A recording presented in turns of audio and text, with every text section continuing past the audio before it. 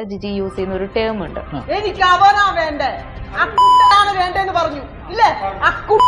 ആ ടേം ഉദ്ദേശിക്കുന്നത് നിങ്ങൾ തമ്മിൽ മോശം ബന്ധമാണ് എന്ന തരത്തിലാണ്. അങ്ങനെ ഞങ്ങൾ തമ്മിലൊരു ബന്ധം ഉണ്ടെങ്കിൽ ഇത്രയും വർഷത്തിനിടയ്ക്ക് പുള്ളിക്കാരി എന്തുകൊണ്ട് പറഞ്ഞില്ല?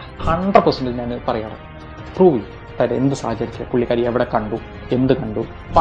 പല ബന്ധങ്ങളും പുള്ളിക്കാരി നിർത്തിയെന്ന് പറഞ്ഞാണ്. ഇതുവരെ നിർത്തിയിട്ടില്ല. 2 ദിവസം പറയും, 3-ാം ദിവസം അടിച്ചു വന്നതിന്റെ മേലെ പാമ്പായിട്ട് ഓഡിയോ കട്ട് ചെയ്ത് ആ ഓഡിയോ കേട്ടാൽ തന്നെ മനസ്സിലാവും. പീസാക്കി അമ്മ ഈ തെറ്റ് തിരുത്തി ഈ സംഘടനയിൽ ജോയിൻ ചെയ്യാം. പക്ഷെ അമ്മേനെ എനിക്ക് അല്ലാതെ വിശ്വാസമല്ല. കൂടെ നടക്കുന്ന ആള് പറ്റിച്ച വഞ്ചകയായ ഒരു ഭാര്യ ആരെങ്കിലും വിശ്വസിക്കും? പക്ഷെ ബ്രദർ പറയുന്നില്ലേ, അതായത് മകള് പോയി ചത്താലും അജ്മലിനെ ഒഴിവാക്കില്ല. അതാ പറയുന്നത്. ഇത് അവരെ വാശി, അത് പുള്ളി സമ്മതിക്കില്ല. അത് ചേച്ചി മോളെ എന്തോ ത്രെറ്റനിങ് ചെയ്ത് കാര്യങ്ങൾ ചെയ്ത് പറയാണ്. അപ്പനെ വിളിക്കേണ്ട ബാസ്റ്റഡിന് ആ മോളുടെ ഭാവി പോയില്ലേ? ഹലോ ഗൈസ്, എല്ലാവർക്കും നമസ്കാരം. എന്തൊക്കെ കൊച്ചു കേരളത്തിൽ പിന്നെയും കേട്ടുകൊണ്ടിരിക്കുന്ന കുറച്ച് ദിവസങ്ങൾ മുമ്പ് അറിഞ്ഞ 2 വീഡിയോ ആയിട്ട് യൂട്യൂബ് ചാനലിനകത്ത് ഇട്ടത്. അതിനകത്ത് ജിജി മാരിയ ജോസഫിൻ്റെ ഈ ഫാമിലി ഇഷ്യൂസിനെ കുറിച്ച്. ഇന്നത്തെ ആദ്യം ജിജി മാരിയ പറയുന്ന പുള്ളിക്കാരത്തിൻ്റെ ഇതെല്ലാം മാരിയ ജോസഫ് എന്ന സെറ്റപ്പ് ബോക്സ് വെച്ചിട്ട് തലക്കിട്ട് അടിച്ചു, പിന്നെ ഫോൺ തട്ടിപ്പൊട്ടിച്ചു, പിന്നെ അടിച്ചു. ജിജി മാരിയ പോലീസ് സ്റ്റേഷനിൽ കേസ് കൊടുത്തു. ഉടനെ തന്നെ നമ്മുടെ മാരിയ ജോസഫ് യൂട്യൂബ് ചാനലിനകത്ത് ഒരു എക്സ്പ്ലനേഷൻ ആയിട്ട് പുള്ളിക്കാരൻ വ്യക്തമായിട്ട് തന്നെ കാര്യങ്ങൾ പറയുന്നു. ഇതിനകത്ത് ഏറ്റവും വലിയ ഇതെന്ന് പറഞ്ഞു കഴിഞ്ഞാൽ, ഇതിനകത്ത് നമ്മളൊരു വീഡിയോയിൽ കുറച്ച് ഭാഗങ്ങളൊക്കെ അതിന് റെക്കോർഡിംഗ് ആണ്, വോയിസ് ക്ലിപ്പ് അതിനകത്ത് കേൾക്കുന്നുണ്ട്. നിങ്ങൾ ഇതന്നെ അജ്മലായിട്ട് ബന്ധം നിർത്തിയില്ലെന്ന് പറയുന്നത് ഭയങ്കര പ്രശ്നമായിട്ട് കേൾക്കുന്നു. നമ്മളതെല്ലാം കേട്ടാണ്. അതിനകത്ത് പുള്ളിക്കാരത്തി വെച്ചെന്ന് പറയുന്ന ഒരു എഡിറ്റഡ് ക്ലിപ്പാണ്. ഫുള്ളായിട്ട് അവിടെ എന്താണ് ചർച്ച നടന്നത് അതൊന്നും നമുക്ക് വ്യക്തമായിട്ട് തന്നെ അറിയാൻ പറ്റുന്നില്ല. അതൊരു എഡിറ്റഡ് ക്ലിപ്പ്. അപ്പോൾ തന്നെ നമ്മളത് വിചാരിക്കുന്നത് പറഞ്ഞ് അജ്മലും നമ്മുടെ മാരിയ ജോസഫ് ഇതെന്നെ വഴിപെട്ട ബന്ധത്തിലോട്ടുള്ളതാണ് ഇരിക്കുന്നതാണ് വിചാരിക്കുന്നത്. പക്ഷേ അങ്ങനെയല്ല. ഇന്നത്തെ മേജർ മോട്ടീവ് എന്ന് പറയുന്നത് ജിജി മാരിയ എന്ന പുള്ളിക്കാരത്തി ഒരു ബിൽഡിംഗ് മേടിച്ചു. ഓൾമോസ്റ്റ് പുള്ളിക്കാരത്തി പറയുന്നത് പറഞ്ഞു കഴിഞ്ഞാൽ 35 lakhs എന്ന് പറയുന്നത്. 35 lakhs. പക്ഷേ പുള്ളിക്കാരത്തിക്ക് 10 ലക്ഷമാണ് പുള്ളിക്കാരത്തി കൊടുത്തത്. പക്ഷേ ഇനി കുറച്ചുകൂടെ പൈസ കൊടുത്തത്. പുള്ളിക്കാരത്തി എങ്ങനെയാണ് പുള്ളിക്കാരത്തിൻ്റെ കയ്യിലത്ര 10 ലക്ഷം രൂപ വന്ന് സോഴ്സ് ഓഫ് ഇൻകം എങ്ങനെയാണ്? ഈ ട്രസ്റ്റിൽ വന്ന പൈസ എടുത്തിട്ടാണ് പുള്ളിക്കാരത്തി പോയി അവിടെ ഏതായാലും ബിൽഡിംഗ് എല്ലാം മേടിച്ചത്. എന്തിനു വേണ്ടിയിട്ട് ബിൽഡിംഗ് മേടിച്ചത്? പുള്ളിക്കാരത്തി വഴിപെട്ട ജീവിതമായിരുന്നു നയിച്ചുകൊണ്ടിരിക്കുന്നത്. പുള്ളിക്കാരത്തി കള്ളു കുടിച്ചുകൊണ്ടിരിക്കുന്നത്. ഞാൻ പറഞ്ഞതല്ല, ഈ അജ്മൽ പറഞ്ഞ പുള്ളിക്കാരനെ വ്യക്തമായിട്ട് തന്നെ ഫൈനൽ ന്യൂസ് മലയാളത്തിനകത്ത് കുറച്ച് വീഡിയോയിൽ കുറച്ച് ഭാഗങ്ങൾ ഞാൻ വെക്കാം. അതിനകത്ത് പുള്ളിക്കാരൻ വ്യക്തമായിട്ട് തന്നെ പറയുന്നുണ്ട്. ഞാൻ ഇതെന്നെ വ്യക്തമായിട്ട് തന്നെ പറയുന്നുണ്ട്. പുള്ളിക്കാരത്തി കുടിക്കുന്നുണ്ട്. നമ്മുടെ ജിജി മാരിയെ പോയിട്ട് മാരിയ ജോസഫ് ആഗ്രഹിക്കുന്നത് മാരിയ ജോസഫിൻ്റെ മേജർ ഇൻറ്റൻഷൻ എന്ന് പറഞ്ഞു കഴിഞ്ഞാൽ പരസ്പരം അങ്ങോട്ടും ഇങ്ങോട്ടും വഴക്ക് എൻ്റെ മേജർ എന്ന് പറയുന്നത് മാരിയ ജോസഫ് ഒറ്റ ഇതെല്ലാം റിക്വസ്റ്റ് ഒന്നും വെക്കുന്നത്. ഈ ജിജി മാരിയയ്ക്ക് എങ്ങനെ പൈസ കിട്ടിയത്? ഈ പൈസ സോഴ്സ് ഓഫ് ഇൻകം എങ്ങനെയാണ്? ബാങ്കിലെ ഫൈനാൻഷ്യൽ സ്റ്റേറ്റ്മെൻറ്റ്സ് ഒന്നും കാണിക്കാൻ പറ്റുമോ? ഇതൊക്കെ ഇത് കാണിച്ചിട്ട് പുള്ളിക്കാരത്തിക്ക് തെറ്റുപറ്റിക്കാതെ പുള്ളിക്കാരത്തി ഒരു വീഡിയോ ചെയ്തിട്ട് പരസ്പരം പുള്ളിക്കാരത്തി വ്യക്തമായിട്ട് തന്നെ ആൾക്കാരുടെ അടുത്ത് പറയണം. അല്ലെങ്കിൽ എന്ന് പറയുന്നത് പുള്ളിക്കാരത്തി പോയിട്ട് ബാക്കിയുള്ളവരുടെ വീട് പണിയാനുള്ള ഇതെന്നെ ഉണ്ട്. ഈ പൈസ വെച്ച് ബാക്കിയുള്ളവരുടെ വീട് പണി ചെയ്ത് കൊടുക്കണമെന്ന് പറയുന്നത് ഉണ്ടാക്കി കൊടുക്കണമെന്നാണ് വ്യക്തമായിട്ട് തന്നെ കാര്യങ്ങൾ പറയുന്നത്. പക്ഷേ ജിജി മാരിയയ്ക്ക് ഇതിനൊട്ടും തയ്യാറില്ല. ഇതിനകത്ത് അജ്മൽ വേറൊരു കാര്യം പറയുന്നുണ്ട്. അജ്മൽ ആദ്യമായിട്ട് എന്ന് പറഞ്ഞാൽ മാരിയ ബ്രദറിൻ്റെ അടുത്ത് ഇതിന് ഒരു ജോലിക്കാരൻ സ്റ്റാഫായിട്ട് അത് കുറച്ച് വർഷങ്ങൾ കഴിഞ്ഞിട്ട് പുള്ളിക്കാരൻ അവിടെ നിന്ന് റിസൈൻ ചെയ്ത് പുള്ളിക്കാരൻ ഒരു യൂട്യൂബ് ചാനൽ തുടങ്ങി. അതിൻ്റെ കാറിൻ്റെ വണ്ടിയുടെ എന്തോ ചെറിയ ബിസിനസ് പോലെ എന്ന് പറഞ്ഞ് പുള്ളിക്കാരൻ അവിടെ പൈസ ഉണ്ടാക്കി. അത് കഴിഞ്ഞിട്ട് പിന്നെ പുള്ളിക്കാരൻ്റെ നമ്മുടെ മാരിയ ബ്രദറിൻ്റെ ഫിലോപ്പേനിയ ഫൗണ്ടേഷനിൽ പുള്ളിക്കാരൻ പിന്നെ ഫ്രണ്ടായിട്ട് ചേർന്നു.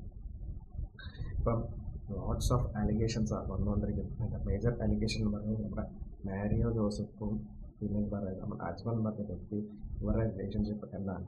ഇന്നത്തെ മേജർ ഇൻറ്റൻഷൻ എന്താണ്? അജ്മൽ വ്യക്തമായിട്ട് തന്നെ കാര്യങ്ങൾ പറയുന്നുണ്ട്. ഞാൻ മാരിയ ബ്രദറിനെ ഇട്ടേച്ച് പോകാനായിട്ട് ഞാൻ വ്യക്തമായിട്ട് തന്നെ തയ്യാറാണ്. പുള്ളി മാരിയ ബ്രദറിനെ വ്യക്തമായിട്ട് തന്നെ പറയുന്നുണ്ട്. അല്ലെങ്കിൽ എന്ന് പറയുന്നത് ജിജി മാരിയ ഒരു പ്രൂഫ് കാണിക്കണം. ഞാനെന്ന് പറഞ്ഞ അജ്മൽ പിന്നെ മാരിയ ജോസഫിനെ വഴിപെട്ട് പറഞ്ഞ എന്തെങ്കിലും പ്രൂഫ് ഉണ്ടെന്ന് പറഞ്ഞ് വ്യക്തമായിട്ട് തന്നെ കാണിച്ചത്. അപ്പം ഞാൻ ഏറ്റവും വ്യക്തമായിട്ട് തന്നെ പറയുന്നു. എന്തായാലും ഫൈനൽ ന്യൂസ് മലയാളം ചാനലിനകത്ത് അജ്മലിൻ്റെ ഇൻ്റർവ്യൂ വന്നിട്ടുണ്ട്. നമുക്ക് വ്യക്തമായിട്ട് കാര്യങ്ങൾ കണ്ടു. പുറത്തുനിന്നുള്ള ആളുകൾ നോക്കുമ്പോൾ ശരിയാണ്. ഇപ്പൊ ഞാൻ കണ്ടു ഈ വീട് അത്യാവശ്യം ഫെസിലിറ്റീസ് ഉള്ള നല്ലൊരു വീടാണ്. മാരിയോ ബ്രദറിന്റെ കൂടെ നടക്കുകയും ഫിലോക്കാലിയ ഫൗണ്ടേഷന്റെ മെമ്പർ ആയിട്ടിരിക്കുകയും ചെയ്യുന്ന അജ്മലിന് ഇത്തരത്തിൽ വലിയ വീട് പണിയാൻ അല്ലെങ്കിൽ ഇങ്ങനെ നടക്കാൻ എങ്ങനെ സാധിക്കുന്നു? പുറത്തുനിന്ന് ഉയരാവുന്ന ചോദ്യമാണ്. അതിന് ഉത്തരം പറയേണ്ടത് അജ്മലിന്റെ കടമയാണ്. ഞാൻ അതിനുള്ള ഉത്തരം ഞാൻ പറയാം. ഈ മാരിയ ബ്രദറിന്റെ കൂടെ നടക്കുക എന്ന് പറഞ്ഞാൽ ഞാൻ ജസ്റ്റ് പുള്ളിയുടെ എന്താ പറയുക ഒരു സുഹൃത്ത് ആയിട്ട് മാത്രമാണ് ഇപ്പോൾ വർക്ക് ചെയ്യുന്നത്. 2023 ലാസ്റ്റ് ഞാൻ 23 അതിനോടനുബന്ധിച്ചാണ് ഞാൻ അവിടുന്ന് ജോലിയിൽ നിന്ന് സ്വന്തമായിട്ട് റിസൈൻ ചെയ്തു. പറഞ്ഞാൽ സ്റ്റാഫുകൾക്കെല്ലാം ചില സ്റ്റാഫുകൾക്ക് 1-2 സ്റ്റാഫുകൾ ചേച്ചിയുടെ ബന്ധുക്കാരൊക്കെ അവിടെ ഉണ്ട്. അവരുമായിട്ട് എനിക്ക് ഒത്തുപോകാൻ ചില ബുദ്ധിമുട്ടുകൾ, പേഴ്സണലി ഉള്ള ബുദ്ധിമുട്ടുകൾ. അവർ ചില കാര്യങ്ങളൊക്കെ സംസാരിക്കും. അപ്പോൾ അത് ഒഫീഷ്യലായിട്ട് വിഷയമല്ല, ഞങ്ങളും ബ്രദറും തമ്മിലുള്ള പ്രശ്നമില്ല, ഞങ്ങൾ തമ്മിലുള്ള ചില സംസാര വിഷയങ്ങൾ വരുന്നതുകൊണ്ട് ഞാനായിട്ടൊരു റിസൈൻ ഇട്ടു. അന്നും ചേച്ചിയും പറഞ്ഞു എന്നോട്, ബ്രദറും പറഞ്ഞു പോകരുത് എന്ന് പറഞ്ഞു.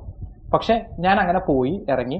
എനിക്ക് സ്വന്തമായിട്ട് ഒരു യൂട്യൂബ് ചാനൽ ഉണ്ടായിരുന്നു. അത് ഈ ലോക്ക്ഡൗണിൻ്റെ മുമ്പ് ഞാൻ പറഞ്ഞില്ല, ഇവരെന്നെ ജോലിയിൽ നിന്ന് ഞാനൊരു ഇതിൽ വരുന്ന മാറി നിന്ന സമയത്ത് എനിക്കൊരു വരുമാന മാർഗ്ഗം എന്നുള്ള തരത്തിൽ ഞാൻ കേരള കാർസ് എന്ന് പറഞ്ഞിട്ട് ഒരു യൂട്യൂബ് ചാനൽ തുടങ്ങി. ഏകദേശം ഇപ്പോൾ എൻ്റെ അറിവ് ശരിയാണെങ്കിൽ 1000-600 വീഡിയോളം എൻ്റെ ചാനലിൽ കിടപ്പുണ്ട്. അതായത് ഞാനിപ്പോൾ ജസ്റ്റ് എൻ്റെ എത്ര ഫോളോവേഴ്സ് ഉണ്ട് ഇപ്പോൾ പ്രസന്റ്ലി എനിക്ക് യൂട്യൂബിൽ 1,26,000. അതിന്ന് റവന്യൂ അത്യാവശ്യം അതിന് റവന്യൂ എന്ന് പറഞ്ഞാൽ ചാനൽ റവന്യൂ കുറവാണെങ്കിലും ഞാൻ ചെയ്യുന്ന ബിസിനസ് കിട്ടും. ഞാൻ അതാണ് നിങ്ങളോട് പറഞ്ഞു വരുന്നത്. അപ്പോൾ ഏകദേശം ഇതിനകത്ത് കുറേ വീഡിയോസ് കാണാം, അടിച്ചാൽ കാണാം. യൂട്യൂബിൽ തന്നെ കേരള കാർസ് ഫസ്റ്റ് തന്നെ എന്നെ കാണാൻ പറ്റും. അപ്പോൾ ഞാൻ ഈ ചാനൽ തുടങ്ങി. എനിക്കതിന് കുഴപ്പമില്ലാത്ത വരുമാനം കാര്യങ്ങളുണ്ടായിരുന്നതിൻ്റെ ഇടയിലാണ് ഞാൻ വീണ്ടും എന്താ പറയുക ചാനലിൻ്റെ പരിപാടികളൊക്കെ മാറ്റി പൂർണ്ണമായി ഫിലോക്കാലിയുടെ സ്റ്റാഫായിട്ട് തന്നെ വർക്ക് ചെയ്തു. ആ സമയത്ത് എനിക്ക് വ്യക്തമായിട്ട് അവിടുന്ന് സാലറിയും ബ്രദർ തന്നിരുന്നു. എത്ര രൂപ തന്നിരുന്നു?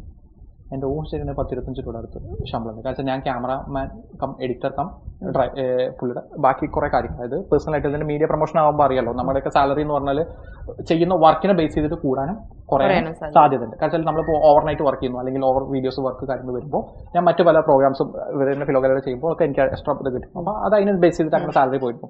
അപ്പോൾ ഞാൻ അവിടെ നിന്ന് ഇറങ്ങുമ്പോഴും എൻ്റെ ഭാര്യ വരെ എന്നോട് പറഞ്ഞു ഇറങ്ങരുതേ. കാരണം എൻ്റെ മോന് ചെറിയ കുട്ടിയാണ്, ഇപ്പോൾ 3.5 വയസ്സ് കഴിഞ്ഞിട്ടുള്ളൂ.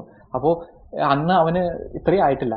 അപ്പോൾ നമ്മൾ പിന്നെ തുറന്ന് എങ്ങനെ ജീവിക്കും? കാരണം അവളെ ഡെലിവറിയുടെ ടൈമിലൊക്കെ ഞാൻ നല്ല ബുദ്ധിമുട്ടായിരുന്നു. ഗവൺമെൻറ് ഹോസ്പിറ്റലായിരുന്നു, ഞങ്ങൾ രണ്ടുപേരും അന്നെ അവളെ നോക്കിയത്. അപ്പോൾ അങ്ങനെയൊക്കെ പ്രശ്നങ്ങൾ നമ്മൾ പറഞ്ഞു എന്ത് ചെയ്യും, കൊച്ചിനെ ഇടയ്ക്കിടയ്ക്ക് പനി വരും, മറ്റേത് വരും, ഒക്കെ നോക്കാൻ നമ്മൾ കാശിൽ. ഞാൻ പറഞ്ഞു നമുക്ക് നോക്കാം യൂട്യൂബായിട്ട്. അവൾ പറഞ്ഞു പ്രാന്താണ്, യൂട്യൂബായിട്ട് എങ്ങനെ പോകുമെന്ന് ചോദിച്ചു.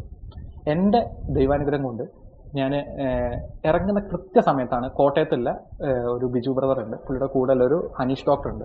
പുള്ളിക്ക് വണ്ടി എടുക്കാൻ വേണ്ടിയിട്ടാണ് ഡൽഹിയിലേക്ക് വന്നത്. അപ്പോൾ എനിക്ക് വണ്ടികളെ കുറിച്ച് എനിക്ക് അത്യാവശ്യം നന്നായിട്ടാണ് ചെക്ക് ചെയ്യാനും കാര്യങ്ങൾക്കും അത് എടുത്തൊരു എക്സ്പീരിയൻസ് ഉണ്ട്. അപ്പോൾ പുള്ളിയുടെ കൂടെ പോയി ഞാൻ വണ്ടികൾ നോക്കി അവിടുന്ന് ഒരു വണ്ടി പുള്ളിക്ക് നല്ലൊരു വണ്ടി സെലക്ട് ചെയ്ത് എടുത്തു കൊടുത്തു. അപ്പോൾ അവിടെ എല്ലാം 1-2 ചേട്ടന്മാരെ എന്നെ സപ്പോർട്ട് ചെയ്യാം, നിനക്ക് ചാനൽ ഉണ്ടല്ലോ, ഞാൻ അതിലിട്ട വീഡിയോസും അത്യാവശ്യം നല്ല റീച്ച് ഉണ്ട്. അപ്പോൾ പലരും എന്നോട് ചോദിച്ചു ഞങ്ങളൊക്കെ ഒരു വണ്ടി എടുത്ത് തരുമെന്ന് ചോദിച്ചു. അങ്ങനെ വണ്ടികൾ ഞങ്ങൾ എന്തായിട്ട് ഡൽഹി ഹരിയാനയിൽ പോയിട്ട് ഞാൻ ഇവിടുന്ന് കസ്റ്റമേഴ്സിൻ്റെ ഓർഡർ എടുക്കും. അത് ഒരു വണ്ടിക്ക് ഞാൻ കുഴപ്പമില്ലാത്തൊരു എമൗണ്ട് എൻ്റെ കമ്മീഷൻ അതിൽ ഞാനൊരു അഡ്വാൻസ് ആയിട്ടും ചെറിയൊരു പേയ്മെൻറ്റ് മേടിച്ചിട്ട് ഞാൻ ഇവിടെ നിന്നിട്ട് ഓരോ മാസങ്ങളിൽ ഡൽഹി ഹരിയാനയിലൊക്കെ പോയി അവർക്കുള്ള വണ്ടികൾ എടുക്കും.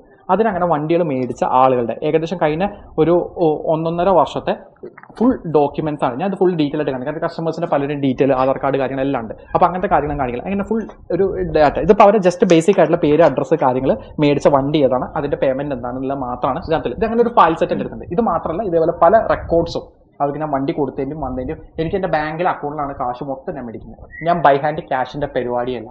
എൻ്റെ 3 അക്കൗണ്ടുകൾ, അതായത് ഇപ്പം എൻ്റെ നിലവിൽ ആക്റ്റീവ് ആയിട്ടുള്ള 3 അക്കൗണ്ട്, 2 അക്കൗണ്ട് ഫെഡറൽ ബാങ്കിലും 1 അക്കൗണ്ട് ആക്സിസ് ബാങ്കിലും, അതായത് 2 സേവിങ്സ് അക്കൗണ്ടും 1 കറണ്ട് അക്കൗണ്ടാണ് എനിക്കുള്ളത്. ഈ 3 അക്കൗണ്ടിലും ഞാൻ മേടിച്ച കാശുകളുടെ എല്ലാം ഫുൾ സ്റ്റേറ്റ്മെൻറ്റ് കാര്യങ്ങൾ, അത് ആര് എപ്പോൾ എങ്ങനെ എവിടുന്ന് കാശ് തന്നു എന്തിന് തന്നു എന്നെ ഉണ്ട്. അപ്പോൾ അങ്ങനെ ഞാനിപ്പോൾ എൻ്റെ ഊഹം ശരിയാണെങ്കിൽ ഞാൻ ഇതുവരെ പുറത്ത് വിട്ടിട്ടില്ല. ഒരു 10-200 വണ്ടിയുടെ മേലെ ഞാൻ എടുത്ത് കസ്റ്റമേഴ്സിന് കൊടുത്തിട്ടുണ്ട്.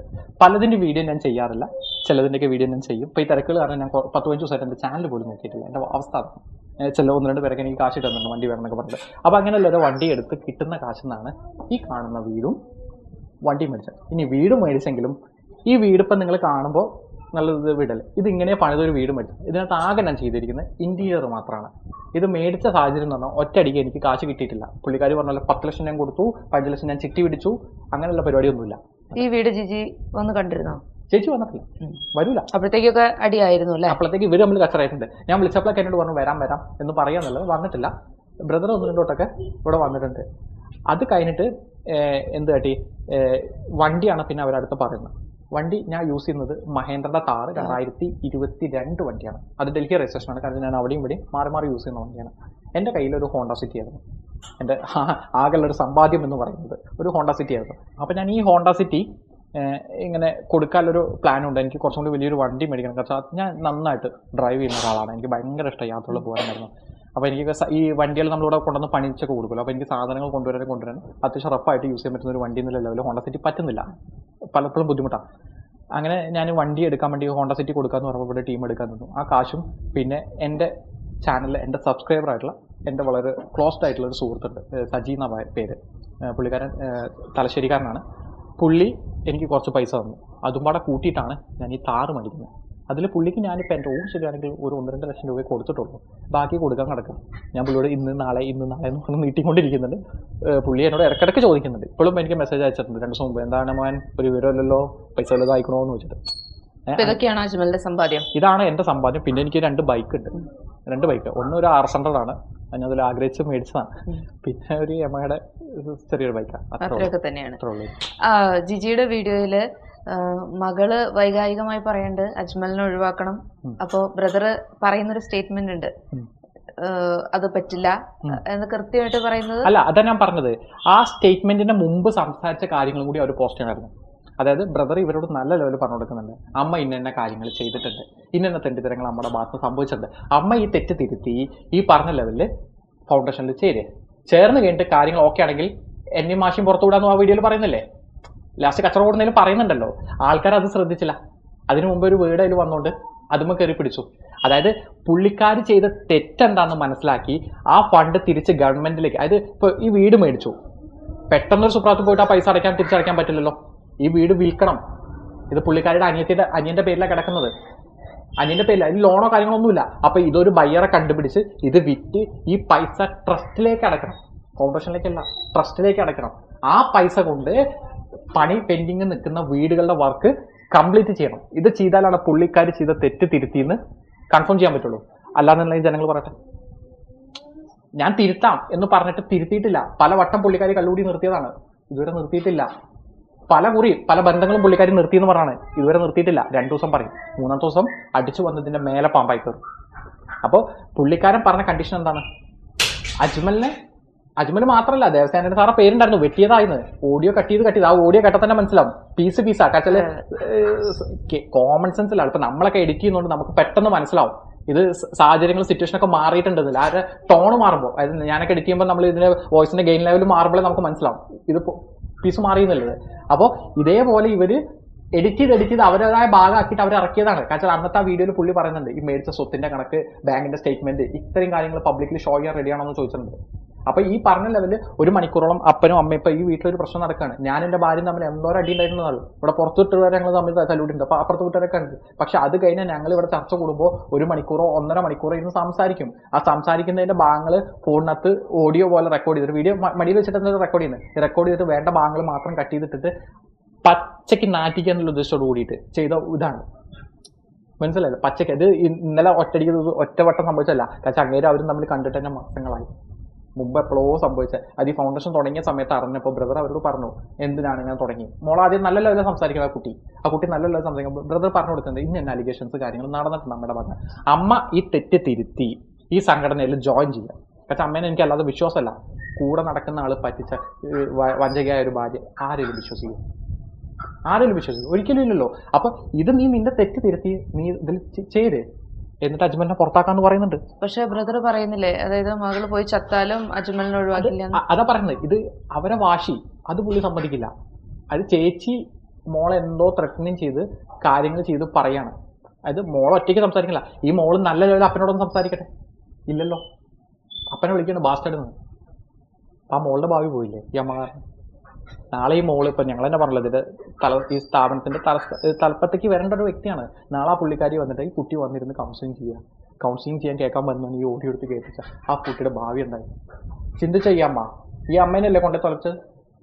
ഒരു മകളുടെ കാര്യത്തിൽ ഏറ്റവും കൂടുതൽ അപ്പനാണ് അമ്മയാണോ കെയർ ചെയ്യേണ്ടത്? അവരായിട്ട് ഉണ്ടാക്കിയ മേനല്ലേ ഇത്? അവർ സിമ്പിളായിട്ട് തീർക്കാറുണ്ടല്ലോ, ഇതൊന്നും പറയേണ്ട ആവശ്യമില്ലല്ലോ. ഈ ആദ്യം പറഞ്ഞല്ലേ, ഇത് ഈ ഓഡിയോ സംഭാഷണം വരുന്നതിന് മുമ്പ്, ഈ അമ്മ ഈ പദങ്ങളൊക്കെ ഉപയോഗിക്കുന്നതിന് മുമ്പ്, ഈ അപ്പനാണെങ്കിൽ ഈ പദങ്ങളൊക്കെ ഉപയോഗിക്കുന്നതിന് മുമ്പേ ബ്രദർ വ്യക്തമായ കണ്ടീഷൻ വെച്ചതാണ്. ഇപ്പോഴും ബ്രദർ ആ കണ്ടീഷൻ ഉറച്ചു പറയുന്നുണ്ട്.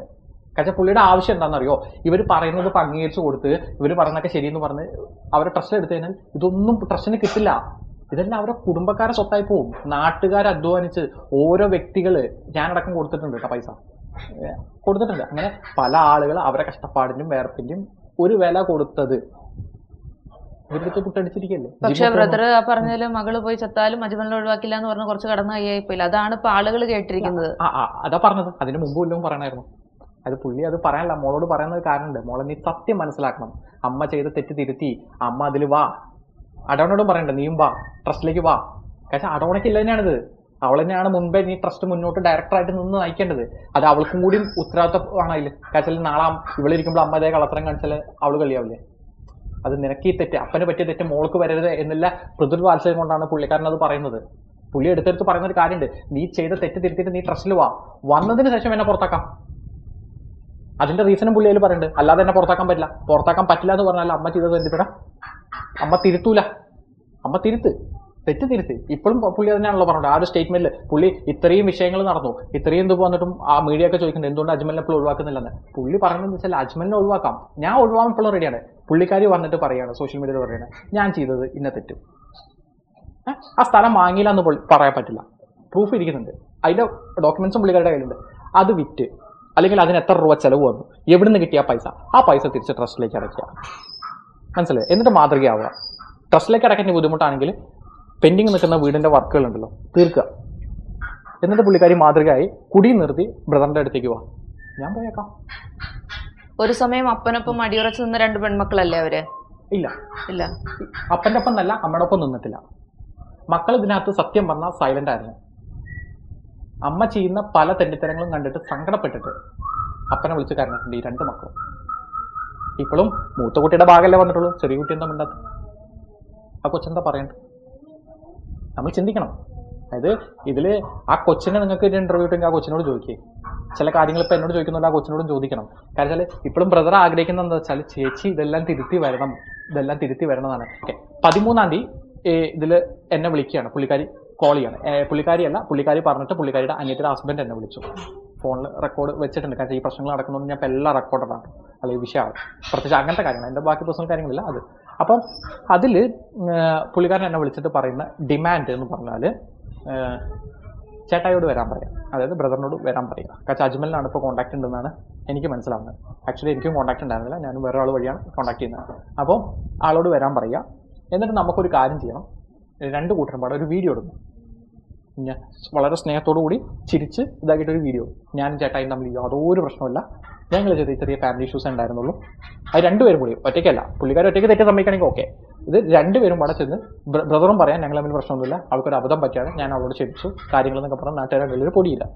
അപ്പം നിങ്ങൾ മീഡിയക്കാരെ കാര്യമായി ഫുള്ളായി. ഇതിനിടയിൽ കമന്റ് ടോന്മാരായി, മണ്ടന്മാരായി. ഇങ്ങനെ ഇവരെയൊക്കെ മണ്ടനാക്കിയിട്ട് നമുക്കും എന്ത് ചെയ്യാം, നമ്മുടെ വക്കീലന്മാരെ വെച്ചിട്ട് മധ്യസ്ഥ തീർക്കാം. ആ മധ്യസ്ഥ തീർക്കണം എങ്ങനെയെന്നല്ലോ, നമുക്ക് ആദ്യം നമ്മുടെ ഇവരെ സ്വത്തുക്കളൊക്കെ ഈക്വലായിട്ട് വിഭജിക്കാം. 2 പാർട്ടായിട്ട് കറക്റ്റായിട്ട് ഈക്വലായിട്ട് വിഭജിക്കാം. എന്നിട്ട് ഇവർക്ക് മ്യൂച്വലായിട്ട് ഡിവോഴ്സ് കൊടുക്കണം. അപ്പോൾ പറഞ്ഞ പ്രശ്നമല്ലല്ലോ, നല്ല ഓപ്ഷനാണ്. ഞാൻ ബ്രദറിനോട് പറഞ്ഞു, ഇങ്ങനൊരു ഓപ്ഷൻ വെച്ചിട്ടുണ്ട്, ബ്രദറിന് സ്വീകാര്യമാണെങ്കിൽ ചെയ്യും. ബ്രദറിനോടൊന്നു എൻ്റെ തലേനെ പോയാലും ശരി, അന്യാധീനമായിട്ടുള്ള 1 രൂപ എൻ്റെ മക്കളിൽ നിന്നല്ല, എൻ്റെ ഭാര്യ എന്നല്ല, ഞാനും തിന്നില്ല. പുള്ളി ഇപ്പോൾ എടുത്തിരിക്കുന്ന തീരുമാനം നിങ്ങൾക്കുള്ളൊരു എക്സ്ക്ലൂസീവ് വാർത്തയാണ് കേട്ടോ. ഫൗണ്ടേഷൻ നിർത്തി, ട്രസ്റ്റ് നിർത്തി, പുള്ളിയുടെ ലെവലിൽ സന്യസിക്കാൻ എന്തിനൊക്കെ പുള്ളി പോകാം. തമ്മിൽ തലേന്ന് ഒന്നിനും പുള്ളി വരുന്നില്ല. ഞാൻ നേരത്തെ പറഞ്ഞ പുള്ളി സൈലൻ്റ് ആയിട്ട് എവിടെയെങ്കിലും പുസ്തകങ്ങൾ വായിച്ചിരിക്കാനോ പഠിക്കാനും കാര്യങ്ങൾക്കാണ് പുള്ളിക്ക് ആഗ്രഹം. ആ വഴിക്ക് പുള്ളി പോകുന്നതാണ് ഇപ്പോൾ പുള്ളി പറയുന്നത്. മിക്കവാറും അത് തന്നെ സംഭവിക്കും. പുള്ളിയുടെ മൈൻഡിൽ ഇപ്പോഴത്തെ തീരുമാനമാണ്, ആരോടും ഒരു ബന്ധം വേണ്ട. എന്നോട് പറയാം, ഞാൻ കാരണം നീയും കൂടിയും ബുദ്ധിമുട്ടായില്ലെന്ന്. എൻ്റെ ഭാര്യയ്ക്ക് എന്നല്ല കരഞ്ഞുകൊണ്ടിരിക്കുകയാണ്. അവർക്കൊക്കെ സങ്കടം. എന്നോട് അടുത്ത് അറിയുന്ന, അതായത് എന്നെ വളരെ ക്ലോസ് ആയിട്ട് അറിയാവുന്ന എൻ്റെ സബ്സ്ക്രൈബേഴ്സ് ആണെങ്കിലും അല്ലാതെ എൻ്റെ പല ഫാമിലി ഫ്രണ്ട്സും എന്നോട് മുമ്പ് പരിചയമുള്ള ആളുകളൊക്കെ വിളിച്ചിട്ട് എന്നോട് ചോദിക്കാൻ എന്താ അജ്മൽ പ്രശ്നം, നീ എന്തിനത് ഇത്ര റിസ്ക് എടുത്ത് ഇതിൻ്റെ കൂടെ നിൽക്കുന്നത്, വിട്ടേരുന്നു. ഞാനൊക്കെ അവരോട് പറഞ്ഞ കാര്യമുണ്ട്, ഒരു നേരത്തെ ഭക്ഷണം തന്ന ആളാണ്, ഒരു നേരത്തെ ഇടുന്നതാണ്. അവർക്കൊരു പ്രശ്നം വരുമ്പോൾ അവരെ നമ്മൾ സപ്പോർട്ട് ചെയ്യണ്ടേ, ഇട്ട് പോവാണോ വേണ്ട വഴിയില്ല. ഇതിൽ ഇപ്പോഴും ഞാൻ പറഞ്ഞില്ലേ, ഞാനിപ്പോഴും ഇതൊന്നും പിന്മാറാനോ അല്ലെങ്കിൽ ഞാനാണ് അവരുടെ കുടുംബം തകർക്കുന്നത് പറയുന്ന ആളുകളോട് ഞാൻ പറയാണ്, 100% ഈ വീഡിയോ ഒരു പ്രൂഫ് ആക്കിയിട്ടെന്ന് വെച്ചോ, ചേച്ചി ഇതേപോലെ ഒരു വീഡിയോ പറഞ്ഞാൽ മതി, എൻ്റെ ബാങ്കിൻ്റെ സ്റ്റേറ്റ്മെൻറ്റ് ഇതാണ്, എൻ്റെ കാര്യങ്ങൾ ഇതാണ്, 4 ലക്ഷം രൂപയാണ് ഇൻകം ടാക്സ് കഴിഞ്ഞ ഇതിൽ റിട്ടേൺ അടച്ചിരിക്കുന്നത്, ഇത് എനിക്കായിട്ട് യാതൊരു ബന്ധമില്ല, ഇങ്ങനെ കാര്യങ്ങൾ വ്യക്തമായി പറഞ്ഞ് പുള്ളിക്കാരി അതിൻ്റെ ഇത് പറഞ്ഞു കഴിഞ്ഞാൽ ഞാൻ മാറും. ഞാൻ മാത്രമല്ല കേട്ടോ, ദേവസ്യാന്റണി സാറും മാറാമെന്ന് തന്നെയാണ് പറഞ്ഞുകൊണ്ടിരിക്കുന്നത്. ഞങ്ങൾക്ക് ആർക്കും ഇവരെ 1 രൂപ പോലും വേണ്ട. പിന്നെ ഇപ്പൊ പറഞ്ഞ പോലെ ഈ നിങ്ങളുടെ ഇന്റൻഷൻ പ്യൂർ ആണെന്നാണോ പറയുന്നത്? ഞങ്ങളുടെ ഇന്റൻഷൻ പ്യൂർ ആണ്. അതുകൊണ്ട് തന്നെ ഞാൻ പറഞ്ഞില്ലേ, ഇവരിപ്പോ പറഞ്ഞുണ്ടാക്കുന്നുണ്ട് ഈ ട്രസ്റ്റിൽ നിന്ന് ഞാൻ എന്തോ സ്വത്തുക്കളൊക്കെ കൈപ്പറ്റിയിട്ടുണ്ട്, എന്റെ വലിയ വരുമാനത്തിന്റെ സോഴ്സ് ഇതാണെന്നല്ലേ. കൊടുക്ക്, കംപ്ലൈന്റ് കൊടുക്ക്. അവർ പറയുന്ന ഏത് ഉദ്യോഗസ്ഥന്റെ മുമ്പിൽ ഞാൻ എന്റെ ഏത് അക്കൗണ്ട് വേണമെങ്കിലും എന്റെ എന്ത് ഡീറ്റെയിൽസ് വേണമെങ്കിലും സറണ്ടർ ചെയ്യാൻ തയ്യാറാണ്. അന്വേഷണം വന്നാൽ നിങ്ങളെ അടക്കം പരിശോധിക്കാം. എനിക്കതാ വേണ്ടത്. ഞാൻ പറഞ്ഞില്ല, ഞാൻ ഇപ്പോൾ പ്രസന്റ്ലി ഒരു 4-5 മാസമായിട്ട് കമ്പനി രജിസ്റ്റർ ആയിട്ടുണ്ട്. കമ്പനി രജിസ്റ്റർ ചെയ്യുന്നതിന് മുമ്പേ എല്ലാ പ്രൂഫുകളും കാര്യങ്ങളും ഞാൻ പറഞ്ഞില്ല, ഫുൾ ഡീറ്റെയിൽസ് എൻ്റെ കയ്യിലിരിക്കുന്നുണ്ട്. എനിക്കതുകൊണ്ട് പേടിയില്ല. ഇപ്പോഴും എൻ്റെ ബാങ്ക് ബാലൻസ് എന്താണെന്നുള്ളത് എനിക്ക് വ്യക്തമായ ബോധ്യമുണ്ട്. അതിലും ഓരോ രൂപ ആര് തന്നതാണെന്നും ഞാൻ ആർക്കൊക്കെ പൈസ കൊടുക്കാണ്ടെന്നും ഞാൻ എന്തൊക്കെ ചെയ്യാണ്ടെന്നും എന്തൊക്കെ ചെയ്യില്ല എന്നുള്ളതും എനിക്ക് വ്യക്തമായ പ്ലാൻ ഉണ്ട്. ഇതൊന്നും ഞാൻ ഫിലോക്കാലിയിൽ നിന്ന് ഉണ്ടാക്കിയതല്ല. എൻ്റെ സ്വന്തം കേരള കാർസ് എന്നുള്ള എൻ്റെ സ്വന്തം ചാനലിൻ്റെ എൻ്റെ സ്വന്തം ബിസിനസ്സിൽ ഞാൻ കെട്ടിപ്പടുത്താണ്. ഇന്നലെ എൻ്റെ കൂടെ നടക്കുന്ന എന്നോട് വിളിച്ച് ചോദിക്കണം, നിനക്കിപ്പോൾ കുഴപ്പമില്ലാത്ത റീച്ചും മര്യാദ ലെവലിൽ പേരുണ്ട്, പിന്നെ എന്തിനാ ഈ നാറ്റക്കേസിന്റെ പുറകെ പോകണമെന്നാണ്. ഞാൻ നാറ്റക്കേസിന്റെ പുറകെ പോയതല്ല. ആ മനുഷ്യൻ സത്യസന്ധ ആയതുകൊണ്ട് അദ്ദേഹത്തിന്റെ കൂടെ കൂടിയതാ. അദ്ദേഹത്തെ സപ്പോർട്ട് ചെയ്യുക മാത്രമേ ഞാൻ ചെയ്തിട്ടുള്ളൂ. ഒരു തരത്തിലും വന്നിട്ട് ഞാൻ അവരോടൊന്നും പറഞ്ഞില്ലല്ലോ.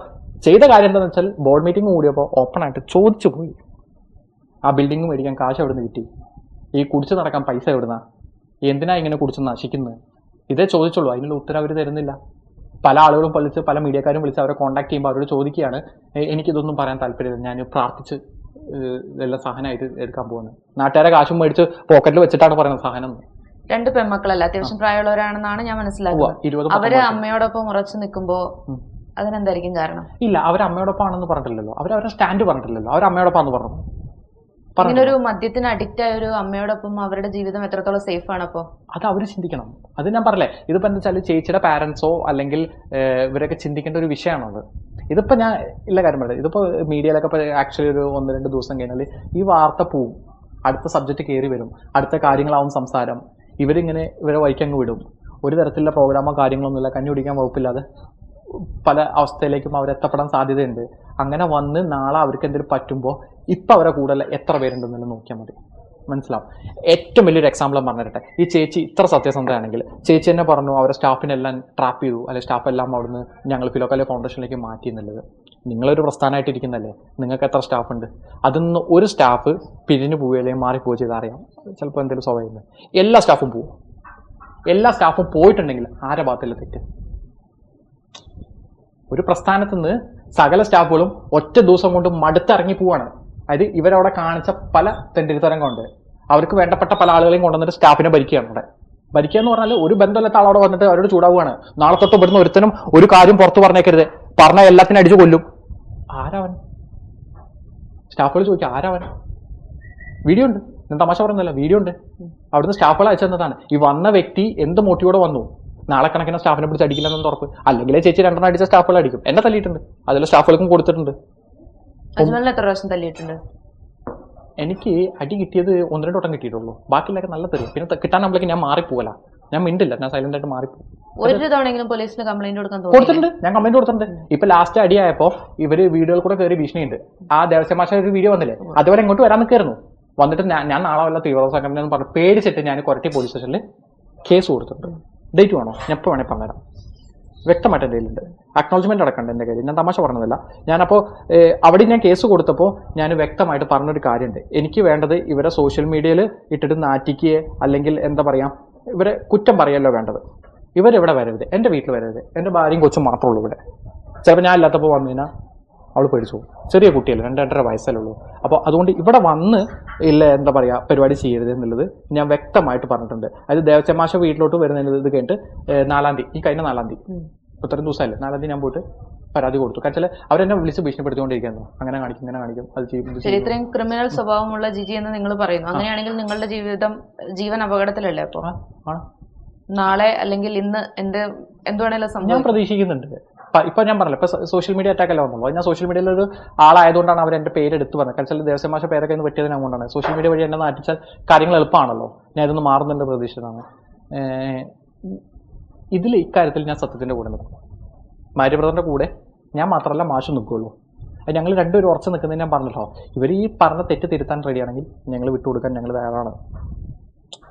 ഞങ്ങളുടെ ലക്ഷ്യം ഞാൻ പറഞ്ഞല്ലോ, ഞങ്ങൾക്കല്ലാതെ ഈ NGO എന്ന് പറയുന്ന സംഭവം ഉണ്ടല്ലോ, ഫിലോക്കാലിയ ഫൗണ്ടേഷൻ എന്ന് പറഞ്ഞിട്ട് NGO ആയിട്ട് രജിസ്റ്റർ ചെയ്ത് അറിവില്ല ആളുകൾ, തെറ്റിദ്ധാരണ ഉള്ളവർ, അവർക്ക് വിശ്വാസമുള്ള ആളുകളോട് പോയി ചോദിക്കുക ഇത് എത്രമാത്രം സുതാര്യമാണ്, അല്ലെങ്കിൽ ഇങ്ങനെ ഒരു സ്ഥാപനം നടത്തുന്നത് സത്യമാണോ, അല്ലെങ്കിൽ അതാണോ ബെറ്റർ ഓപ്ഷൻ, ചാരിറ്റബിൾ ട്രസ്റ്റിനും ബേസ് ചെയ്ത് ഇതാണോ ബെറ്റർ എന്നുള്ളത് ചോദിക്കുക. മാരിയോ ബ്രദറും ജിജിയും തമ്മിൽ കല്യാണം കഴിഞ്ഞിട്ട് 21 വർഷമാകുന്നു. ഈ 21 വർഷവും ബ്രദർ സഹിച്ചാണോ ഇവരുടെ കൂടെ ജീവിച്ചത്? അതിനെക്കുറിച്ച് എന്തെങ്കിലും ബ്രദർ ഷെയർ ചെയ്തിട്ടുണ്ടോ അജ്മലിനോട്? ഇഷ്ടംപോലെ അത് സഹിച്ചെന്നെ നിന്നിരിക്കും. അത് ഞാൻ മാത്രമൊന്നുമല്ല, പല ആളുകളും ഒരുപാട് പേര് അത് ആ കമൻറ്റ് ഇടുന്നു.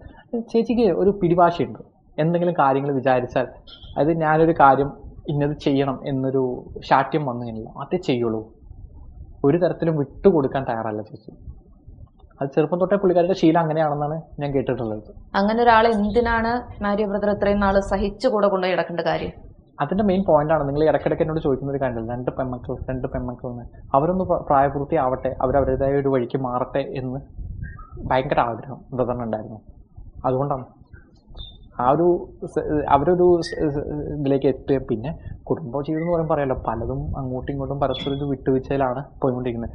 ഈ കഴിഞ്ഞ മീറ്റിങ്ങിനും പുള്ളി പറഞ്ഞൊരു കാര്യമുണ്ട്, ഇത്രയും വർഷത്തിൻ്റെ ഇടയ്ക്ക് ആദ്യമായിട്ടാണ് പുള്ളി ജിജിയോട് ഇത്ര സ്റ്റേണായിട്ട് പറ്റില്ല, ഈ തെറ്റ് നീ തിരുത്തണം എന്നുള്ളത് സ്ട്രോങ് ആയിട്ട് പുള്ളി പറയുന്നത്. അത് വൈകിപ്പോയി, മുൻപേ പറയേണ്ടായിരുന്നു. അത് പുള്ളി തന്നെ പറഞ്ഞല്ലോ, പുള്ളിക്ക് തെറ്റ് പറ്റിയതാണ് അക്കാര്യത്തിൽ. കാരണം പലതും ഈ പറഞ്ഞ ലെവലിൽ മക്കളെ പ്രതിയും കുടുംബത്തെ പ്രതിയും, അതായത് ആളുകൾക്കൊരു പൊതുവെ ഇപ്പം ഇന്നലെ അടക്കം പുള്ളിനെ കുറിച്ച് കുറ്റപ്പെടുത്തി 1-2 വൈദികർ വീഡിയോ ഇട്ടു. പക്ഷെ വൈദികർ ചിന്തിക്കുന്ന എങ്ങനെയാണ്, കത്തോലിക്കനെ സംബന്ധിച്ച് കുടുംബം എന്ന് പറയുന്നത് വളരെ ഇമ്പോർട്ടൻ്റ് ആയിട്ടൊരു കാര്യമാണ്, മനസ്സിലല്ലേ? കാരണം ഒരു കുടുംബം, അതായത് വിവാഹം എന്ന് പറയുന്ന ഒരു കൂതാശയായിട്ട് അവൻ്റെ ലൈഫിലെ ഏറ്റവും ഇമ്പോർട്ടൻ്റ് ആയിട്ടൊരു സംഭവം കൂടി കൊടുത്തിട്ടാണ് നൽകുന്നത്. ഡിവോഴ്സ് എന്ന് പറയുന്നത് പാപമായിട്ടാണ് അവർ കാണുന്നത്.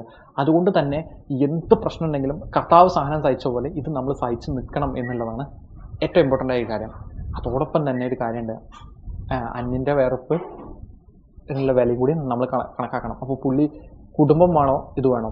ഇപ്പോഴും പുള്ളി പറഞ്ഞിരിക്കുന്നത് ചേച്ചിയെ വേണ്ട, അല്ലെങ്കിൽ മക്കൾ വേണ്ട, ഇത് ചെയ്യൂല എന്നല്ല, തെറ്റ് തിരുത്താൻ മാത്രമേ പറഞ്ഞിട്ടുള്ളൂ. അത് സോഷ്യൽ മീഡിയ തെറ്റിദ്ധരിച്ചിട്ടുണ്ട്.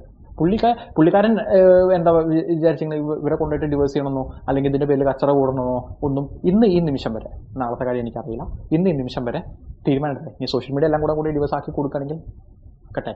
പുള്ളി ഇപ്പോഴും പറയുന്നത് എൻ്റെ ഭാര്യയാണ്, എനിക്ക് വേണം. ഞാനും പറയുന്നതാണ്, എൻ്റെ ചേച്ചി തന്നെയാണത്, ഞങ്ങൾക്ക് വേണം. പക്ഷെ അവരുടെ ഭാഗത്ത് പറ്റിയ മിസ്റ്റേക്ക് അവർ തിരുത്തണം. അത് മാത്രമേ ഞങ്ങൾ ആവശ്യപ്പെടുന്നുള്ളൂ. അല്ലെങ്കിൽ അതിനൊരു എക്സ്പ്ലനേഷൻ, ഡീറ്റെയിൽ ആയിട്ടൊരു എക്സ്പ്ലനേഷൻ, ഇന്നതുകൊണ്ടാണെന്ന് പറയാം. പിന്നെ എനിക്കെതിരെ വരുന്ന ആരോപണങ്ങൾ, അത് നമ്മളിപ്പോൾ എനിക്ക് ആരോ ആണെങ്കിലും ഇപ്പോൾ ആരോപിക്കാം. ഞാൻ ഇപ്പോൾ ചേച്ചി കുടിക്കും എന്ന് പറഞ്ഞു കളിയാക്കിയിട്ടില്ല എന്നൊക്കെ അതിൻ്റെ കമൻറ്റ് വന്നു.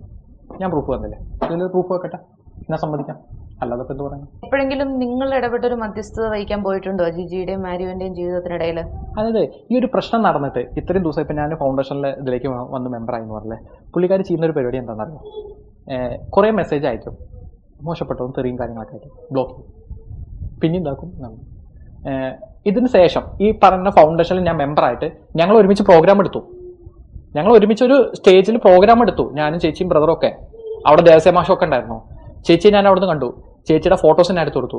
ഞാൻ കൊടുത്ത പല ഫോട്ടോസാണ് ഇപ്പോൾ പുള്ളിക്കാരി ഫേസ്ബുക്കിലും കാര്യങ്ങളും ഇട്ടിരിക്കുന്നത്. പുള്ളിക്കാരുടെ ഒരുവിധം എല്ലാ ഫോട്ടോസും, ഇപ്പോൾ ബുക്കിൽ വന്നിരിക്കുന്ന കവർ ഫോട്ടോ വരില്ലേ, അതുവരെ ഞാൻ എടുത്ത ഫോട്ടോയാണ്. ഇപ്പോൾ ലാസ്റ്റ് സോഷ്യൽ മീഡിയയിലൊക്കെ ഇവരിട്ട് ആഘോഷിക്കുന്ന പല ഫോട്ടോസും, മീൻസ് തലക്കെട്ടിയല്ല കേട്ടോ, അല്ലാതെ ഇവരെ പേഴ്സണലി അവർ ഒരുമിച്ച് തിരിച്ചെടുക്കുന്ന ഇതെല്ലാം ഞാൻ എൻ്റെ ക്യാമറയിൽ ഞാൻ എടുത്ത ഫോട്ടോസുകളാണ്. അപ്പോൾ ഈ ഫോട്ടോ എടുക്കാൻ വേണ്ടി ഞാൻ അവിടെ പോയ സമയത്തും ഞാൻ പുള്ളിക്കാരോട് സംസാരിക്കാൻ ചെന്നപ്പോൾ എന്നോട് പറഞ്ഞതാണ്, ഇപ്പോൾ സംസാരിക്കാൻ സമയമായിട്ടില്ല, പറയാം, അത്രേ പറഞ്ഞോളൂ. ഇപ്പോൾ സംസാരിക്കാൻ സമയമായിട്ടില്ല, പറയാം എന്ന് മാത്രമേ ഉള്ളൂ. ഒരു വാക്ക് നല്ല ലെവലിൽ അവർ ഞങ്ങളോട് വന്ന് ചോദിക്കുകയാണ്, എന്താണ് അജ്മലെ എന്താ പ്രശ്നം, നീയൊക്കെ എന്തിനാണ് ഇങ്ങനെ എന്നോട് ഈ ദ്രോഹം ചെയ്യുന്നത്, അല്ലെങ്കിൽ ഇങ്ങനെ എന്തിനാണ് ചെയ്യുന്നത് എന്നുള്ളത് ഒരു ലെവലിൽ ചോദിക്കുകയാണെങ്കിൽ നമ്മൾ പറയില്ല, ചേച്ചി ഇന്ന കാര്യങ്ങൾ ഇതിൽ നമുക്ക് എന്തെങ്കിലും ആക്കിക്കൂടെന്ന് ചോദിക്കുന്നത്. ഇത് നമ്മളോട് മിണ്ടൂല്ല, സംസാരിക്കില്ല, നമ്മളെ കുറേ തെറി പറയും, സോഷ്യൽ മീഡിയയിലും കുറേ തെറി പറയും, അവിടെ പുള്ളിക്കാരിക്ക് ഇഷ്ടപ്പെട്ടവരോടൊക്കെ പറഞ്ഞ് നമ്മൾ ഉപദ്രവിക്കാൻ വന്നാൽ നമ്മളെന്ത് ചെയ്യും? ചോദിക്കണ്ടേ? നല്ല ലെവലൊന്നും ചോദിച്ചൂടെ? അത് എന്നോട് മാത്രമല്ല, ദേവസ്യമാഷോടും ചോദിച്ചിട്ടില്ല. ഇപ്പൊ ബ്രദറിനെതിരെ ജിജി കൊടുത്ത പരാതി ഇങ്ങനെയാണ്, സെറ്റപ്പ് ബോക്സ് കൊണ്ട് തലക്കടിച്ചു, കടിച്ചു പറിച്ചു, മുടി പിടിച്ചു വലിച്ചു, 70,000 രൂപയുടെ ഫോൺ എറിഞ്ഞു പൊട്ടിച്ചു. ശരിക്കും ഇവര് തമ്മിൽ, അല്ലെങ്കിൽ ജിജി ബ്രദറിനെ കൈയേറ്റം ചെയ്യോ, ബ്രദർ തിരിച്ചു കൈയേറ്റം ചെയ്യോ, അതിൽ എന്താ ഒരു ക്ലാരിറ്റി? എൻ്റെ അറിവിൽ ഈ പറഞ്ഞ സംഭവം നേരെ തിരിച്ചിറക്കാൻ സാധ്യത. ബ്രദറിനിട്ട് അടിച്ചിട്ടുണ്ടാവും, ഉറപ്പാണ്. കച്ച പുള്ളിനെ അടിച്ചിട്ടുണ്ട്, പിന്നെ ഇഷ്ടം പോലെ ഞാൻ കണ്ടിട്ടുണ്ട്, നേരിട്ട് ഞാൻ കണ്ടിട്ടുണ്ട്. ഞാൻ ബ്രദറിനെ അടിക്കുന്നത് ഞാൻ കണ്ട കാര്യം പറഞ്ഞത്. ഈവൻ അവിടെ ട്രസ്റ്റിന്റെ മീറ്റിംഗ് കൂടുമ്പോഴും ബ്രദറിനെ അടിച്ചിട്ടുണ്ട്. അതിനും സ്റ്റാഫുകളൊക്കെ സാക്ഷികളുണ്ട്. വേണമെങ്കിൽ ഞാൻ അതിറക്കാം, കാണിച്ചു തരാം. ബൈബിളിൽ പറയുന്ന ഒരു വാചകം കോട്ട് ചെയ്ത് ജിജി എപ്പോഴും സംസാരിക്കാറുണ്ട്, അതായത് ഭാര്യ ഭർത്താവിന് വിധേയപ്പെട്ട് ജീവിക്കണം. അത് ഒരു അച്ഛനെ ഇവരോട് വളരെ ഇഷ്ടമല്ല ഒരു അച്ഛൻ. ആ അച്ഛനെ എനിക്ക് ഭയങ്കര ഇഷ്ടം. ഒരു ദിവസം ഒരു പ്രോഗ്രാമിൻ്റെ ഇടയിൽ നിന്ന് ചേച്ചി എന്നെ തെറി പറഞ്ഞ് എന്നെങ്കിൽ ഞാൻ സങ്കടപ്പെട്ട് ആൾക്കാരുടെ പുറകിൽ നിൽക്കാം. അച്ഛൻ വന്ന് എൻ്റെ തോളത്ത് കഴിച്ചിട്ട് എന്നോട് പറഞ്ഞൊരു കാര്യമുണ്ട്, ഈ ആൾക്കാരെ കയറുന്ന എല്ലാവരും കർത്താവാന്ന് നീ കരുതരുത്, അതിലും ചില സത്താന്മാർ ഉണ്ട്, നീ സൂക്ഷിച്ചുകൊണ്ട് പറഞ്ഞു. അത്രേ ഉള്ളൂ. ഞാൻ വെച്ചാൽ നമ്മൾ ആൾക്കാരെ കയറി പ്രസംഗിക്കുന്നതുകൊണ്ട് എല്ലാവരും കർത്താവിനെ പോലെ ഒന്നും ആയിന്ന് വരില്ല. അവൻ്റെ ഉള്ളിലും ഒരു സാത്താനുണ്ട്, അതായിരിക്കും പല സമയത്തും പ്രവർത്തിക്കുക എന്നുള്ളത്. ഈ ജിജി മാരിയോ ബ്രദർ പ്രശ്നം തീരാൻ അജ്മൽ ഒഴിഞ്ഞു പോകണമെന്ന് പറഞ്ഞു, അജ്മൽ അതിന് വില്ലിംഗ് ആണോ? ഞാൻ വില്ലിംഗ് ആണ്, പക്ഷേ ബ്രദർ പറയണം. അല്ലെങ്കിൽ ബ്രദർ പറയുക പോലും വേണ്ട, ചേച്ചി ഈ പറഞ്ഞ ലെവലിൽ പ്രൂഫ് കാണിക്കണം. അതായത് ഈ അജ്മൽ ഇപ്പോൾ ഇതിനകത്ത് നിൽക്കുന്നത് സത്യം പറഞ്ഞാൽ ജനങ്ങൾക്ക് കൂടി വേണ്ടിയിട്ടാണ്. അവർ ഓരോരുത്തരും കൊടുത്ത പൈസയ്ക്ക് ഇവർ ഇത് മേടിച്ചത്. അതായത് ഈ കമൻ്റ് ഇടുന്ന വ്യക്തികൾ തന്നെ നേരിട്ട് ചോദിക്കുക അവരോട്, ജിജി മാരിയോ ഇങ്ങനെ ഒരു ബിൽഡിംഗ് മേടിച്ചിട്ടുണ്ടെന്നുള്ളത് അവർ പറഞ്ഞു. 35 ലക്ഷം രൂപ എന്നും പറഞ്ഞു. ഈ 35-ൽ 10 ലക്ഷം അവർ കൊടുത്തു എന്ന് പറയുന്നത് ഈ 10 ലക്ഷം കൊടുത്തതിൻ്റെ സോഴ്സ് എന്താണ്? ഇത് 35 ലക്ഷം രൂപയ്ക്ക് അങ്ങനെ ഒരു ബിൽഡിംഗ് കിട്ടില്ല എന്നുള്ളത് അത് പോയി ഒന്ന് ആദ്യം ചിന്തിക്കണം. ഇനി അതല്ലാത്ത കാര്യം ബാക്കി കൊടുത്ത പൈസ എവിടുന്ന് എങ്ങനെ എപ്പോൾ കിട്ടി എന്നുള്ളത് അവർ പറയണം. അവരുടെ സ്റ്റേറ്റ്മെൻറ്റും അവർ കാണിച്ച് റെഡിയാണ്. ഇത് ജനങ്ങളുടെ പൈസ അല്ലേ, ചാരിറ്റബിൾ ട്രസ്റ്റിന് കൊടുത്ത. ഇപ്പോൾ അതിൽ ഞാൻ എന്തിനാ നീ സംസാരിക്കുന്നത്, അത് അവരുടെ വിഷയമല്ലെന്ന് ചോദിക്കുന്നവരും പറയട്ടെ. ആ സംഘടന തുടങ്ങിയത് ഞാനല്ലേ, അതിൻ്റെ പേപ്പർ വർക്കുകളെ പുറകെ ഓടിയത് ഞാനല്ലേ, ഇങ്ങനെ ഒരു പരിപാടി ഞാൻ കാരണമല്ലേ ഈ ലെവലിലേക്ക് എത്തിയത്. കാരണം ഫസ്റ്റത്തെ വീട്, അതായത് ഈ ചാരിറ്റബിൾ ട്രസ്റ്റ് ആവുന്നതിൻ്റെ തൊട്ട് മുമ്പ് നമ്മൾ സുലോചന എന്ന് പറയുന്ന ഒരു ആൾക്ക് വേണ്ടിയിട്ട് പുത്തൻചെറിയിൽ ഇവിടെ ഒരു വീട് വെച്ച് കൊടുത്തിട്ടുണ്ട്. അതിൻ്റെ ഫുൾ വർക്ക് നടത്തിയത് ഞാനാണ്. ഇവർക്ക് വേണ്ട സോഷ്യൽ മീഡിയയിൽ വേണ്ട വീഡിയോസും കാര്യങ്ങളൊക്കെ ഇട്ടത് ഞാനാണ്. അപ്പോൾ ഇതിൻ്റെ ഉത്തരവാദിത്വം എനിക്കുണ്ട്. മുസ്ലിങ്ങൾ മതം മാറി ക്രിസ്ത്യൻസ് ആയിട്ട് നിങ്ങളുടെ ഒരു കൂട്ടാണ് ഇപ്പോൾ PKF എന്നത് നിയന്ത്രിക്കുന്നത്. അപ്പോ നിങ്ങളെ തീവ്രവാദി സംഘടന എന്ന് വിളിക്കുന്നു. ഇതൊക്കെ സോഷ്യൽ മീഡിയയിൽ ഭയങ്കരമായ ചർച്ചകൾക്കും രണ്ട് മതങ്ങൾ തമ്മിലുള്ള അടികൾക്കും വരെ കാരണമാകും. എന്താണ് അതിനുള്ളൊരു? അത് മതങ്ങൾ തമ്മിലുള്ള അടികളില്ല, മതത്തിലെ തീവ്രവാദികൾ തമ്മിലുള്ള അടിയുള്ളൂ. മനസ്സിലായില്ലേ? നല്ല മുസ്ലിമിന് യാതൊരു പ്രശ്നമില്ല. ജിജിക്ക് പറഞ്ഞേക്കാൻ പറ്റുന്ന ഒരു വാദം. അല്ല, ഞാൻ പറഞ്ഞില്ലേ, എന്നെ ഉപദ്രവിച്ചാൽ, ഇപ്പൊ അവരെന്നെ ഉപദ്രവിച്ചാൽ ഞാൻ അവരോടൊക്കെ പറയുന്ന ഒരു കാര്യമുണ്ട്. എന്നെ പലതരത്തിൽ മുമ്പും തളർത്താൻ നോക്കിയിട്ടുണ്ട്. ഞാൻ ക്രിസ്ത്യാനിയായി വന്നിട്ടും എനിക്ക് ഏറ്റവും കൂടുതൽ ഉപദ്രവം ചെയ്തത് ക്രിസ്ത്യാനികളുള്ളൂ. ഇപ്പോഴും എന്നെ ഉപദ്രവിച്ചുകൊണ്ടിരിക്കുന്ന അവരേ ഉള്ളൂ, കമന്റ് ഇടുന്നവരും അവരേ ഉള്ളൂ. മറ്റ് എന്താ പറയുക, ഒരു വേറെ ലെവലിലേക്ക് വേണ്ടാത്ത ലെവൽ മുസ്ലിംസ് കുറവാണ് എന്നെ നോക്കുമ്പോൾ. കമ്പാരിറ്റീവ്ലി കമന്റ്സ് ഒക്കെ ചെക്ക് ചെയ്യുമ്പോൾ കുറവാണ്. പക്ഷേ എനിക്ക് ക്രിസ്ത്യാനിസിനോട് പറയാനുള്ള കാര്യം എന്ന് വെച്ചാൽ, ഞാനൊരു ക്രിസ്ത്യാനിയും കണ്ടിട്ടല്ല ക്രിസ്തു മതത്തിലേക്ക് വന്നത്. ഞാൻ ക്രിസ്തുവിനെ കണ്ടിട്ടാണ്. അവനവിടെ ഉണ്ട്, ഞാൻ പ്രാർത്ഥിച്ചാൽ അവൻ എനിക്ക് അതിന് ഉത്തരം തരുന്നുണ്ട്. എൻ്റെ കാര്യങ്ങളൊന്നും ഒരു കുഴപ്പമില്ലാതെ ദൈവം അനുകരിച്ച് വളരെ നന്നായിട്ട്. ഇപ്പോൾ ഇവൻ എൻ്റെ ഒരു ലൈഫിൽ ഏറ്റവും വലിയ കാരണം, എൻ്റെ മോനാവുന്ന സമയത്ത് എൻ്റെ ഭാര്യ അഡ്മിറ്റ് ചെയ്യുമ്പോൾ 10,000-3000 രൂപ എൻ്റെ അക്കൗണ്ടിൽ ഉണ്ടായിരുന്നുള്ളൂ. അന്നൊരു കോംപ്ലിക്കേഷൻ വന്ന് അവിടുന്ന് മാറ്റേണ്ടി വരുന്നവരെ ഡോക്ടർ പറഞ്ഞിരുന്നു. ഞങ്ങളുടെ കൂടെ അന്ന് വരാൻ ആരുമില്ല, പോകാനാവില്ല. കൊച്ചുണ്ടായിട്ടും കൊച്ചിനെ ഞാൻ എൻ്റെ വൈഫും പാടെ എൻ്റെ വാടക വീട്ടിലോട്ട് കൊണ്ടുവരുമ്പോൾ എന്നോട് എല്ലാവരും പറഞ്ഞത്, ചെറിയ കുട്ടിയാണ്, രാത്രി എണീച്ച് കരയും, അത് അങ്ങനെ ആകും ഇങ്ങനെ ആവും, ആളെ നോക്കാൻ പറ്റണമെന്ന്. ഞാൻ ഒരാളെ പണിക്ക് വിളിച്ചപ്പോൾ എന്നോട് പറഞ്ഞത് 35,000-40,000 രൂപയാണ് ഇത് പറഞ്ഞത്. ഞങ്ങൾക്ക് ഒരാളും വേണ്ടി വന്നിട്ടില്ല, ആ കൊച്ചിനെ ഞാനും അവളും തന്നെ നോക്കിയത്. മനസ്സിലായില്ലേ? ഇതെല്ലാം തമ്പുരാൻ പുറകിൽ നിന്നില്ല. അന്ന് ഞാൻ ഈ യൂട്യൂബായിട്ട് ഓടുമ്പോഴും കറക്റ്റായിട്ട് മാസം വാടകയും കറണ്ട് ബില്ലും എല്ലാം എനിക്ക് ദൈവം തന്നിട്ടുണ്ട്, എൻ്റെ ഈശോ തന്നിട്ടുണ്ട്. അപ്പോൾ പിന്നെ എനിക്ക് അതിൽ പേടിക്കാമല്ലോ. അതുകൊണ്ട് ഈ ക്രിസ്ത്യാനികൾ എന്ത് പറഞ്ഞാലും മുസ്ലിംസ് എന്ത് പറഞ്ഞാലും അത് എന്നെ സംബന്ധിക്കുന്ന പ്രശ്നമല്ല, ഞാനത് ബോധം ചെയ്യുന്നുമില്ല. അജ്മലിന്റെയും ഭാഗം കേട്ടോ. അജ്മലും മാരിയോയും പറയുന്ന കാര്യങ്ങളിൽ പലതിനും അവർക്ക് അവരുടെ ഫോണിൽ തെളിവുകളുണ്ട്.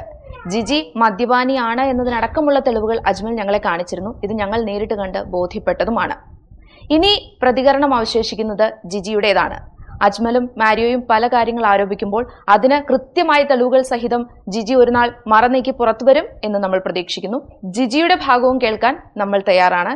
അതിനു വേണ്ടിയിട്ടാണ് കാത്തിരിക്കുന്നത്. ഡിവോഴ്സ് ഒട്ടും ഒരു പരിഹാരമല്ല. ഇവർ തന്നെ നമ്മുടെ അജ്മൽ തന്നെ പറഞ്ഞാൽ നമ്മൾ എല്ലാവരും കേട്ട് കാണാറിക്കും. ഇവരുടെ പരസ്പരം അങ്ങോട്ടും ഇങ്ങോട്ടും ഒരു വീഡിയോ അങ്ങോട്ടും ഇങ്ങോട്ടും ചെയ്തിട്ട് സോഷ്യൽ മീഡിയയിൽ ഇട്ടിട്ട് ഇവരുടെ പരസ്പരം അങ്ങോട്ടും കാര്യങ്ങളെല്ലാം പറഞ്ഞു നിർത്തിയിട്ട് ഇതെല്ലാം വക്കീലന്മാർ മധ്യസ്ഥ നിർത്തിയിട്ട് ഇവർ പരസ്പരം അങ്ങോട്ട് കാര്യങ്ങളെല്ലാം ഈ സ്വത്തെല്ലാം ഡിവൈഡ് ചെയ്തിട്ട് ഇതെല്ലാം ഇവർക്ക് എത്ര ഭാഗമുണ്ടെന്ന് പറഞ്ഞിട്ട് ആ ഡിവൈഡ് ചെയ്തിട്ട് പിന്നെ പരസ്പരം അങ്ങോട്ടും ഇങ്ങോട്ടും മ്യൂച്വൽ ഡൈവേഴ്സ് കൊടുത്തു വിടാൻ വേണ്ടിയിട്ട് തന്നെയുള്ള ഇതായിരുന്നു. പക്ഷേ നമ്മുടെ മാരിയ ബ്രദറിന് ഇവർ പരസ്പരം അങ്ങോട്ടും ഇങ്ങോട്ടും ഡിവോഴ്സ് ചെയ്യാൻ ഒട്ടും താല്പര്യമില്ല.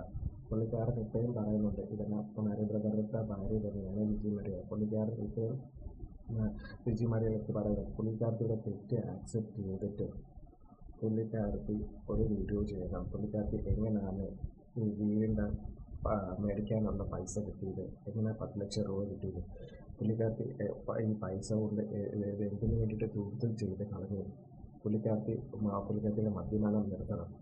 ഇതല്ലായിരുന്നു നമ്മുടെ മാരിയ ജോസഫ് റിക്വസ്റ്റ്. എന്തായാലും പുതിയതായിട്ട് നമ്മുടെ ജിജി മാരിയോ ഒരു എക്സ്പ്ലനേഷൻ വീഡിയോ ആയിട്ട് വന്നിട്ടുണ്ട്. നമ്മൾ അതിൻ്റെ കുറച്ച് ഭാഗങ്ങൾ അടുത്ത വീഡിയോയിൽ ഞാൻ പറയാം. കൂടുതൽ അപ്ഡേറ്റ്സ് വേണ്ടി എൻ്റെ യൂട്യൂബ് ചാനൽ ഒന്ന് സബ്സ്ക്രൈബ് ചെയ്യാൻ മറക്കരുത്. എൻ്റെ വീഡിയോ മാക്സിമം ലൈക്ക് ഷെയർ ചെയ്യാൻ മറക്കരുത്. ബൈ.